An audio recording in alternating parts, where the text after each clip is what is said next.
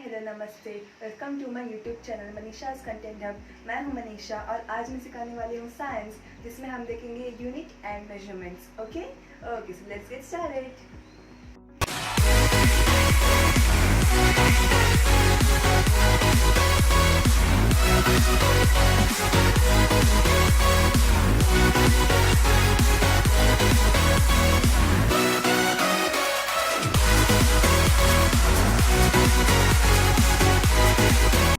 Units and measurement. Okay so पहले हम देखेंगे फिज़िकल क्वांटिटी। ये फिज़िकल क्वांटिटी होता क्या है? फिज़िकल क्वांटिटी वो होता है जो हम मेजर कर सकते हैं।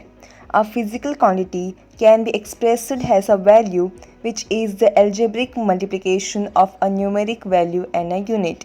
इसका मतलब ये है कि ये एक वैल्यू के थ्रू एक्सप्रेस होता है। वैल्यू यानी 4, 5 जो नंबर्स है वो वैल्यू, और एल्जेब्रिक मल्टीप्लिकेशन यानी 10⁻⁶, 10⁻⁷ ऐसा। फिर न्यूमेरिक वैल्यू वही कि एक फिज़िकल क्वांटिटी जो होता है उसका यूनिट क्या होता है, उसका हम कैसे आंसर निकाल सकते हैं, जैसे कि 10⁻⁷ ऐसे। सो फिज़िकल क्वांटिटी उसे बोलते हैं जो हम मेजर कर सकते हैं। ठीक है, सो अभी देखेंगे example of physical quantity. Weight को हम मेजर कर सकते हैं। किसी का वज़न, जैसे कि कोई इंसान का वज़न या कोई सूटकेस, हम बता सकते हैं कि हाँ 5 kg है, 10 kg है। लेंथ हम माप कर सकते हैं, 1 मीटर, 2 मीटर्स, 10 सेंटीमीटर। और वॉल्यूम हम बता सकते हैं कि एक बॉटल में कितना पानी भरा है, 1 लीटर या 500 ml। फिर टेम्परेचर तो हम देख सकते हैं ना केल्विन में कि 90 डिग्री सेल्सियस है या 110 डिग्री सेल्सियस है। या फिर जिसको बुखार आया, किसी को बुखार आया तो हम देखते हैं ना मेजर करके कि हाँ भाई बुखार तो नहीं है, 100 डिग्री है या 99 है। सो ऐसे इसे कहते हैं फिज़िकल क्वांटिटी। ठीक है बच्चों, सो अभी हम देखते हैं यूनिट। ये यूनिट होता क्या है? ठीक है, the chosen standard for measuring a physical quantity is called as unit. Unit वो होता है कि हम एक मेजर करने के लिए एक स्टैंडर्ड यूज़ किया गया है, उसे कहते हैं unit. Unit is internationally accepted reference standard to measure a physical quantity. Unit जो है इंटरनेशनल एक्सेप्टेड है, मतलब ग्लोबली एक्सेप्टेड, मतलब सिर्फ इंडिया वाले नहीं, कोई भी वर्ल्ड वाले इस यूनिट को ग्लोबली एक्सेप्टेड किया गया है कि लेंथ अगर इंडिया में हम मीटर में माप करते हैं तो फिर वहाँ पे भी मीटर सेंटीमीटर में ही करेंगे। सो यूनिट क्या है? इंटरनेशनल एक्सेप्टेड है, एक स्टैंडर्ड दिया गया है किसी का माप करने के लिए, वजन करने के लिए, वॉल्यूम बताने के लिए, ऐसा। ठीक है, सो अब देखते हैं कि यूनिट्स होना कैसे चाहिए। ठीक है, so first point is well defined. Well defined यानी यूनिट्स सही से होना चाहिए। अगर लेंथ है तो लेंथ का मेजर करने का मीटर या सेंटीमीटर ही होना चाहिए। ऐसा नहीं कि लेंथ को हम लीटर या किलोग्राम में कर रहे, ऐसा नहीं होना चाहिए। लेंथ का मीटर में या सेंटीमीटर में ही करना चाहिए। So it should be well defined. Easy to reproduce.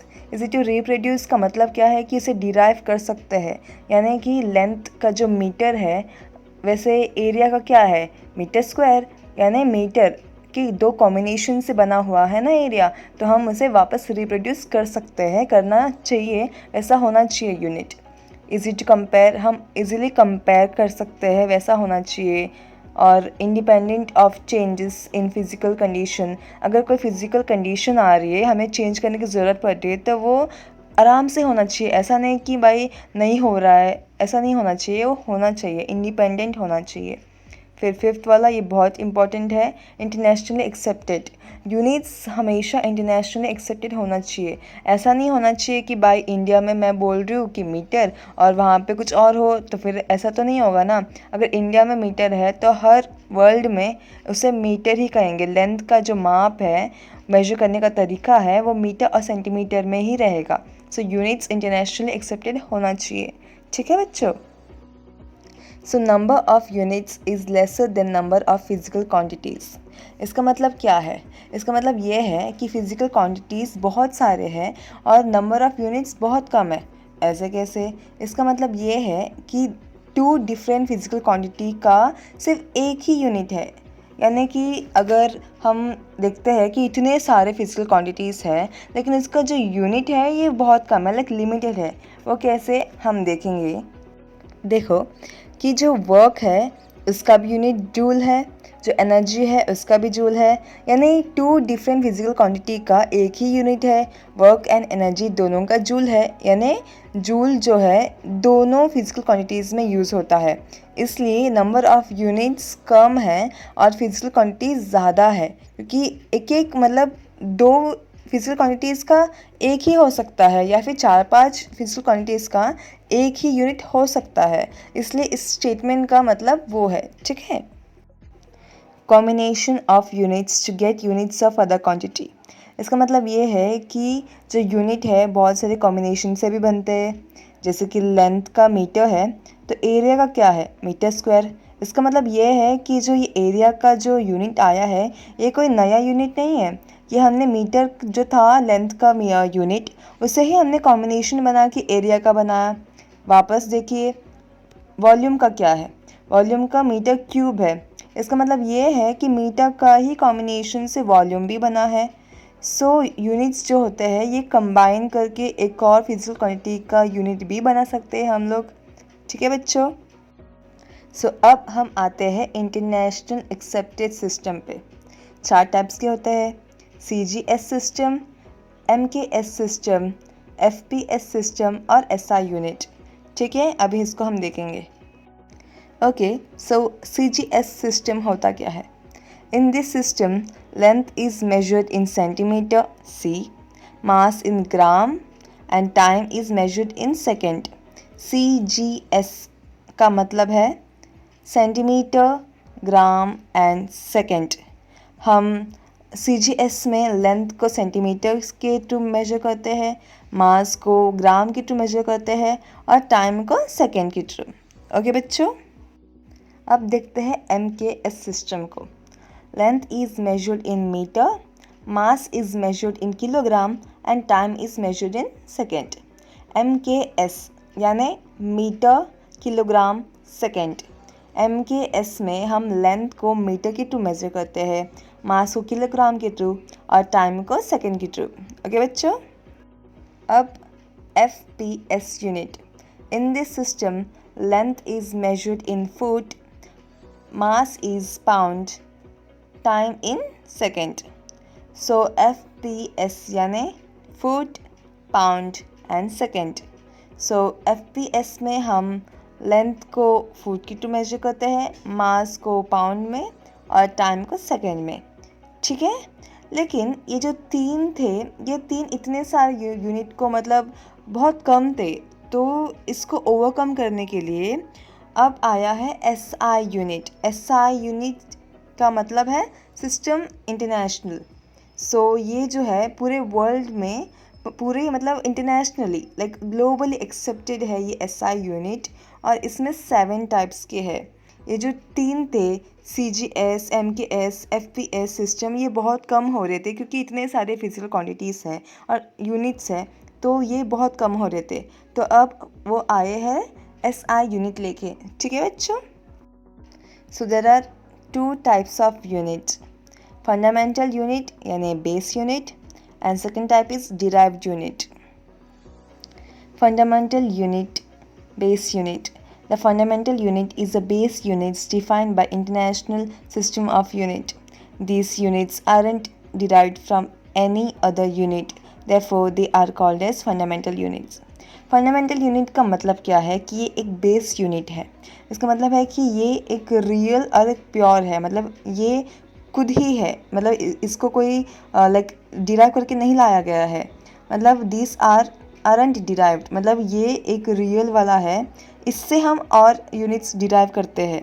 मतलब ये बेस है, बेस यानी जो रियल है कि यही रियल है, इससे हम और भी यूनिट्स बना सकते हैं, ठीक है बच्चों। So there are 7 types of fundamental units. So वो क्या है देखते हैं।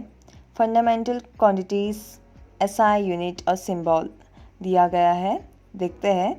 फंडामेंटल क्वांटिटीज़, लेंथ, लेंथ का क्या है SI यूनिट, मीटर, मास का किलोग्राम, टाइम का सेकेंड, इलेक्ट्रिक करंट का एम्पियर, टेम्परेचर का केल्विन, अमाउंट ऑफ सब्सटेंस का मोल एंड ल्यूमिनस इंटेंसिटी का कैंडेला। ये 7 यूनिट्स जो है ये फंडामेंटल या बेस क्वांटिटीज़ है। ये सिर्फ 7 ही है, इससे और भी कॉम्बिनेशंस बनते हैं। इस 7 यूनिट्स से बहुत सारे डिराइव्ड यूनिट्स बनते हैं।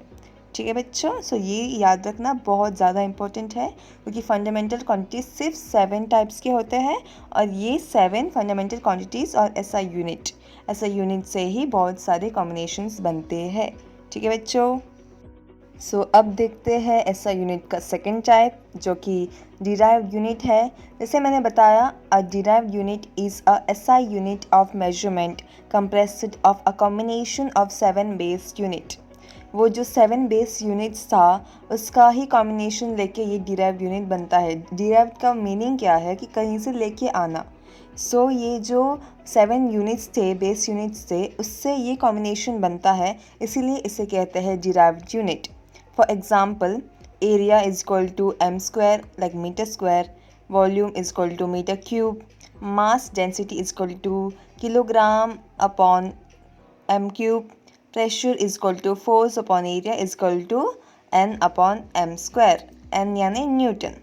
सो ये सारा जो यहाँ पे दिया गया है ये एक कॉम्बिनेशन से बना है। एरिया का क्या है, मीटर का कॉम्बिनेशन से बना हुआ है। फिर वॉल्यूम का क्या है, वापस मीटर के कॉम्बिनेशन से क्यूब बनाया हुआ है। मास डेंसिटी का क्या है, किलोग्राम, और एम क्यूब का कॉम्बिनेशन है।